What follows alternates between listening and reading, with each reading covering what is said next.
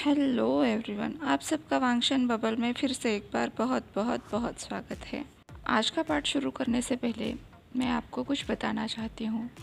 असल में मेरी एक फ्रेंड है जानी अंशिका नाम से। उसकी बुक आज फिर से एक बार डिलीट हो गई है। ऐसा पहली बार नहीं हो रहा है। काफ़ी बार ऐसा होता है कि ZSWW फॉलोअर्स को काफ़ी सारी दिक्कतों का सामना करना पड़ता है। कुछ दिनों पहले एक और राइटर रित्सुका की बुक भी डिलीट हो गई थी क्योंकि उसमें जान और ईबो के एज में काफ़ी ज़्यादा डिफरेंस दिखाया गया था। आज अंशिका की बुक डिलीट हो गई है। मेरी खुद की भी एक बुक डिलीट हो गई थी। मुझे पता है जो लोग वीडियो देखते हैं ज़्यादातर पढ़ना पसंद नहीं करते और जो पढ़ते हैं वो वीडियो में अपना टाइम वेस्ट नहीं करते।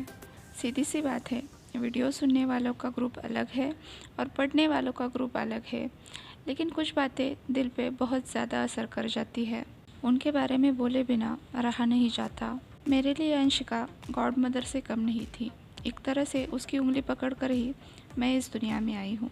जब उसकी बुक पहली बार डिलीट हुई तभी बहुत बड़ा झटका लगा था क्योंकि वो एक ऑसम ऑथर है। बहुत बार ऐसा होता है कि ZSWW राइटर को टारगेट किया जाता है, उन्हें डिमोटिवेट किया जाता है, इसलिए क्योंकि हम लोग ज़ेन शाओजान को टॉप और वांग यीबो को बॉटम दिखाते हैं। कभी कभार इतने हेट कमेंट्स आते हैं जिसमें से काफ़ी लोग ये कहते हैं कि क्या आप वांग यीबो से प्यार नहीं करते। मुझे ऐसे लोगों के दिमाग पर हंसने का मन करता है। बॉटम होना हेट करना होता है, ऐसा कैसे हो सकता है। मैं एक लड़की हूँ, मैं खुद भी तो बॉटम ही हूँ ना, तो क्या मैं अपने आप से भी प्यार नहीं करती। अगर आप ईबो को बॉटम में नहीं देख सकते, नहीं एंजॉय कर सकते तो ठीक है, आप बुक छोड़कर जा सकते हो। अगर आप उस कंटेंट को समझ नहीं पा रहे हो तो आप ऑथर से बात कर सकते हो। ऐसे किसी के मेहनत पर पानी फेरने की कोई ज़रूरत नहीं होती क्योंकि एक एक चैप्टर लिखने के लिए ऑथर को कई घंटे लगते हैं। भूख प्यास तक की सुध नहीं होती। तो फिर वो बात बस आपको पसंद नहीं है इसलिए आप उसे मिटा दोगे, ये तो सही नहीं हुआ ना। खैर जाने दो। आशा करती हूँ कि अंशी अपना हौसला ना खो दे। इस प्लेटफॉर्म पे नहीं तो कहीं और सही लिखती रहे और हमसे जुड़ी रहे। मैंने चैनल बनाते वक्त भी यही सोचा था कि मैं आप सबको ZSWW फैंडम से रूबरू कराऊंगी, उनका पॉइंट ऑफ व्यू सबको बताऊंगी। हालांकि मुझे ऐसा मौका नहीं मिला कि मैं इस बारे में वीडियो बना पाऊँ। इसके बारे में वीडियो के एंड में बात करते हैं। तब मैं अपने सेल्फ इंट्रोडक्शन के वीडियो के बारे में भी बताऊंगी।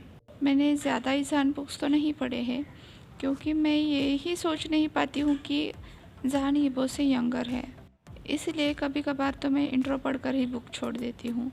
मुझे उनमें से कुछ एक दो ही पसंद आए क्योंकि ज़्यादातर ईजान बुक्स अब्यूसिव और डार्क थीम वाले होते हैं जिसमें जहान को बेचारा या फिर गर्ली टाइप दिखाया जाता है, जो मुझे बिल्कुल पसंद नहीं है। आप कोई भी ZSWW बुक उठाकर देख लीजिए, आपको उसमें बेचारा रोता हुआ ईबो दिखाई नहीं देगा। वो नॉटी होगा, सेंसिटिव होगा, बातूनी होगा या फिर शाय होगा। वो अपने प्यार के लिए लड़ेगा, ना कि जहान की तरह ईजान फैंडम में दिखाए जाने वाले। रोता भी लगता अपने भाग्य को कोसता रहेगा और एक डोमिनेंट हस्बैंड के साथ मजबूरी में चिपका रहेगा। चलो, इस बारे में बातें करती रहूँगी तो काफ़ी देर तक बातें चलेंगी, इसलिए मैं अपना दुखड़ा अपने पास रखती हूँ और आज की स्टोरी को शुरू करती हूँ। Destiny fighter part 27। अब तक हमने देखा था राजकुमारी मिंग अपने परिवार के पास लौट आई है और अपने भाइयों के साथ मिलकर मस्ती मजाक कर रही है। वांगई उन भाई बहनों को हंसते खेलते देखकर उनमें खो गया था। वो अपनी माँ के साथ अकेला पला था। सिचेन कभी कभी उसे मिलने आया करता था, लेकिन उन दोनों में इस तरह की मस्ती कभी नहीं चलती थी। वो हमेशा उसका गार्डियन एंजल बनता था, ना कि पार्टनर इन क्राइम। जानशियान की नज़र वांगई पर पड़ी, जो उन्हें ही देखे जा रहा था। वो वांगई को इशारा करके बोला, इनकी चिंता मत करो, एक दूसरे की टांग खींचे बिना ये सांस भी नहीं ले सकते। वांगई जानशियान की तरफ देखकर मुस्कुराया और बोला, मुझे लगता है वो दोनों काफ़ी करीब है और मजाकिया भी। जानशियान और वांगई काफ़ी करीब खड़े थे, जिससे वांगई को असहज महसूस हो रहा था। क्या उसके दिल की धड़कन बढ़ गई थी? नहीं, ऐसा कैसे हो सकता है? वो तो इन भाई बहनों को देखकर ये सोच रहा था कि वो इन तीनों को संभालेगा कैसे। हाँ नहीं तो क्या, कोई और बात बिल्कुल भी नहीं थी। मिंगमिंग को उसकी होने वाली साउजी काफ़ी पसंद आ गई थी। उसे अपने पिता से आज़ादी मिली थी और वो थी भी बड़ी आज़ाद ख्यालों की लड़की। वो वांगे के पास जाकर बोली, इस खरगोशों के देवता से डरने की आपको ज़रूरत नहीं है। वैसे आप चाहो तो इसे डरा सकते हो। वांगई को तो पहले से ही मिंगमिंग बहुत पसंद आ गई थी। उसे ऐसा लग रहा था जैसे उसे एक बड़ी बहन मिल गई हो। झांशियान मिंगमिंग की बात समझकर उसे उत्तर देने से पहले ही वांगी मुस्कुराकर बोल पड़ा, कोई बात नहीं राजकुमारी, मुझे खरगोशों के देवता से कोई डर नहीं है। इस पर मिंगमिंग ने चौंक कर पूछा, क्यों? तो वांगई ने जवाब दिया, क्योंकि मैं जानती हूँ हमेशा आपकी गरुड़ जैसी नज़रें मेरे ऊपर रहेगी, मेरी सुरक्षा करने के लिए, ताकि मुझे कोई परेशान न कर सके। इस तरह से वांगई ने एक ही पत्थर में दो पंछियों का शिकार किया। राजकुमारी मिंगमिंग की तारीफ भी कर ली और उसे अपनी तरफ भी कर लिया। मिंगमिंग ने तो 3 फीट ऊपर तक छलांग लगाई। उसने कहा, मुझे ये पसंद आया, मैं तो गरुड़ हूँ, बहुत ऊंचा उड़ूंगी, सब पर नज़र रखूंगी और हाँ, बहुत सारे मज़े भी करूंगी। अब जानांग की तो जलनी ही थी। उसने कहा, गरुड़ गरुड़, बहुत ऊंचा उड़ना, ताकि कोई भी राजकुमार तुम तक बिल्कुल पहुंच न पाए और तुम्हारे शादी के सपने धरे के धरे रह जाए। मिंगमिंग ने झांगनांग को मारना चाहा, लेकिन वो पहले से ही तैयार था। वो झांशियान की पीठ पर कूद गया। जब मिंगमिंग उसे पकड़ नहीं पाई तो वो जोर से चिल्लाई, बंदर कहीं के, तुम्हारी हिम्मत कैसे हुई मेरे बारे में बात करने की? झानांग चिल्लाया, मैं बंदर नहीं हूँ, ना ही बनना चाहता हूँ। फिर मुर्गा कैसा रहेगा जो शियान काका के पीछे छुपा रहता है? मिंगमिंग ने उसे चिढ़ाया। तो झानांग चिढ़कर बोला, मैं मुर्गा नहीं हूँ, मैं तो बहुत बहादुर हूँ। बेचारा झांशियान अपने दोनों भाई बहनों की मस्ती के बीच में दब कर रह गया था। उसकी नज़रें अभी भी वांगई पर थी। वो ना तो कुछ बोल रहा था, ना ही कुछ कर रहा था, लेकिन पता नहीं कैसे वांगई को ऐसा लगा कि झांशियान उसकी मदद मांग रहा है। इसलिए वो चलकर उसके पास आया और बोला, झानांग बंदर नहीं है, ना ही मुर्गा है, मेरे ख्याल से वो एक बहुत ताकतवर भालू है। झानांग ने खुश होकर कहा, हाँ हाँ, मैं भालू हूँ, बड़ा और ताकतवर। मुँह तो देखो भालू का। मिंगमिंग गुस्सा होकर बोली, भालू भला क्यों छुपेगा और भागेगा किसी से? तो झानांग गर्व से बोला, मैं उसूलों का पक्का भालू हूँ, मैं लड़कियों पर हाथ नहीं उठाता।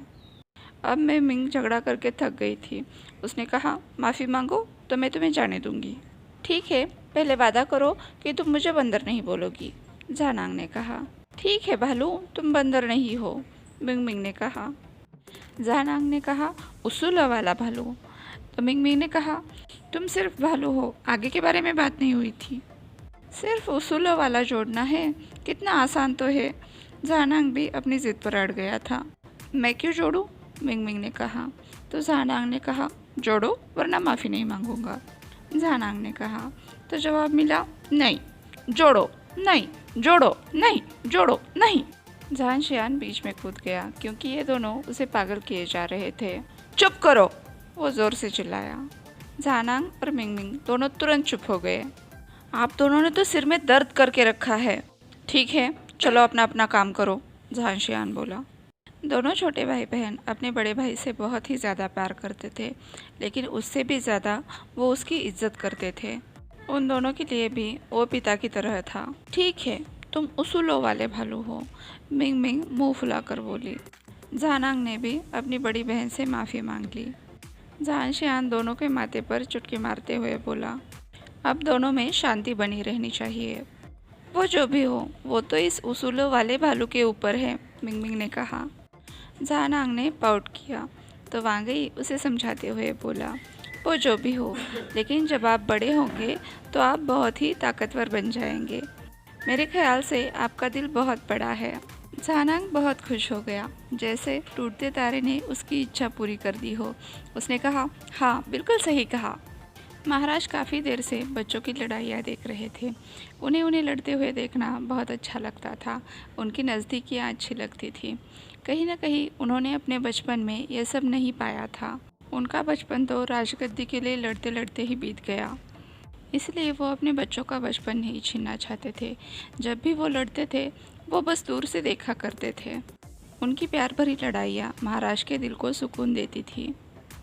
उन्होंने देखा कि सभी को अपने अपने हिस्से के जानवर मिल गए हैं, बस वांगई ही रह गई है। तो उन्होंने वांगई से पूछा, तो तुम कौन हो? वांगई ने प्रणाम करके कहा, मुझे शेर बनना अच्छा लगता है। मिंगमिंग और जानांग ने एक दूसरे की तरफ देखा। वांगई शेर कैसे हो सकती है? दोनों के दिल में एक साथ यही सवाल आया। जानांग ने कहा, आप तो इतनी प्यारी और सुंदर हो, मेरे ख्याल से छोटी सी बिल्ली के बच्चे की जैसे हो। मिंगमिंग भी अपनी बात रखना चाहती थी, लेकिन उससे पहले ही कोई और ही बोल पड़ा, हाँ, तुम धीरे धीरे लायन में बदल जाओगी, ताकतवर लेकिन प्यारी। महाराज जोर से हंसते हुए बोले, मैंने घर में क्या क्या पाल रखा है। खरगोश है, गरुड़ है, भालू है और अब एक शेर भी आ गया है। फिर वो सिंगर की तरफ मुड़कर बोले, मैं ड्रैगन हूँ और तुम मेरी फीनिक्स हो। सिंगर ने शर्मा कर हाँ कहा, क्योंकि फीनिक्स का दर्जा मिलना कोई आम बात नहीं थी। महाराज के लिए हमेशा फीनिक्स उनकी पत्नी रहती है। ये उपाधि तो महारानी के लिए रहती है, लेकिन महाराज उसे अपनी पत्नी समझते हैं। राजमहल की राजनीति बहुत ही भयंकर होती है। सभी एक दूसरे के साथ रहते हैं, पास रहते हैं, लेकिन फिर भी एक दूसरे को अपना दुश्मन समझते हैं। हमेशा एक दूसरे को नीचे खींचने की कोशिश करते रहते हैं। इसीलिए उसने अपनी खुद की दुनिया बनाई थी, जिसमें वो अपने पति और बच्चों के साथ रहती थी, इस राजनीति से दूर। सिंगर ने आज खुद से खाना बनवाया था, खास करके वांगई के लिए। सभी खाने की टेबल पर बैठ गए। वांगई टेबल मैनर्स बहुत अच्छी तरह से जानता था। उसके लिए यह सब खाना नया था, जो उसने चीन समुदाय में क्या लान महल में भी नहीं देखा था। शायद ये सभी व्यंजन सिंगर के द्वारा खोजे गए थे। सभी लोग खाना खाने बैठ गए। झांशियान बार बार वांगई के प्लेट में खाना रख रहा था। वांगई चुपचाप खाना खा रहा था, लेकिन फिर उसने झांशियान को इशारा किया कि अपने माता पिता को भी खाना सर्व करो। महाराज और कॉन्क्यूबाइन सिंह एक दूसरे की तरफ देखकर मुस्कुरा रहे थे। झांशियान और वांगई का प्यार उनसे छुपा नहीं था। जब झांशियान ने अपने माता पिता को खाना सर्व किया तो जानांग रोते हुए बोला, भैया, जब से आपकी शादी तय हुई है आप तो मुझे भूल ही गए हो। पहले तो आप मुझे अपने हाथ से खाना खिलाते थे, फिर अब क्या हुआ? मिंग ने भी उसका साथ देते हुए कहा, मैंने सुना है कि जब तीसरे राजकुमार को नए कपड़े मिल जाते हैं तो वो अपने पुराने कपड़े फेंक देते हैं। झांशियान अब अपने भाई बहनों की मस्ती और झेल नहीं पाया। उसने कहा, क्या नए कपड़े, क्या पुराने कपड़े? मुझे तो अपने कपड़े ही नहीं मिल रहे हैं। लगता है तुम दोनों ने मिलकर मेरे सारे कपड़े चुरा लिए हैं। महाराज और सिंगर ने एक दूसरे की तरफ देखा। अगर अभी उन्होंने अपने बच्चों को नहीं रोका तो फिर से एक बार लड़ाई पर उतर आएंगे। वो और भी मजाकिया होता, लेकिन वो इतने स्वादिष्ट भोजन को बिगाड़ना नहीं चाहते थे। महाराज ने तुरंत ऐलान कर दिया, ठीक है, मैं झानआंग और मिंगमिंग के लिए भी नए कपड़े लाऊंगा। मिंगमिंग के हाथों से चॉपस्टिक नीचे गिर गई। उसने कहा, पिताजी, मैं अपने कपड़े अपने पसंद से लूँगी जब वक्त आएगा। तुरंत झानांग ने भी उसका साथ दिया, मैं भी। महाराज ने मुस्कुरा कर कहा, अगर सबको अपने कपड़े अपने ही हिसाब से लेने हैं तो अभी चुपचाप खाने का आनंद लो। आज के लिए बस इतना ही। आपसे कल मिलती हूँ, तब तक के लिए अपना ख्याल रखिए। मैंने कहा था कि मैं वीडियो के एंड में सेल्फ इंट्रोडक्शन के बारे में बताऊँगी, तो मैं 27 जून को सेल्फ इंट्रोडक्शन का वीडियो बनाऊँगी। उससे पहले आपसे सवाल पूछूँगी कि आप Q&A में क्या चाहते हो। अभी के लिए इसमें बहुत टाइम है, तो अभी मुझे क्वेश्चन करेंगे तो मैं भूल जाऊँगी, इसलिए बाद में ही क्वेश्चन करना। तो चलिए फिर कल मिलते हैं, तब तक के लिए वांगशियान बबल में खुश रहिए। Thank you.